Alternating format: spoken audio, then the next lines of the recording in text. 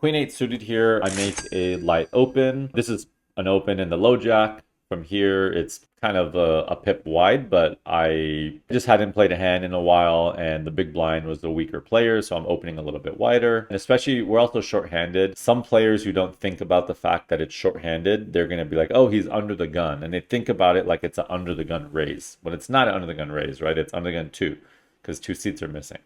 So I kind of like to open a notch wider when I feel like there's players at the table that aren't thinking about that properly. Really good high stakes player calls on the button. Flop is 9-7-3. Out of position, I know that I'm doing a bit more checking, but when it's a late position flatter, I get to do more betting because they have a weaker range. On low boards, I'm going to be doing more checking. This is kind of a medium board, so definitely a decent amount of checking here, but some betting. If I do bet here, I want to be using a big size. Like, the way I figure out what size I'm going to use is I ask myself, how polar is my value range here? And I would say this is not a spot you want to be betting your 5s and 6s and 8s. This is a spot you want to be betting like your good 9s and your 10s plus. So because my value range is that narrow, I'm going to be using a big size here. Because when you have 10s here or ace-9, you really want to start getting the chips in while the board is nice for you. And also, he's going to have all these backdoor floats. There's nothing he folds. So I'm using a big size here. I went 75%, something like that. This is derived to get, you know, ace-10 suited,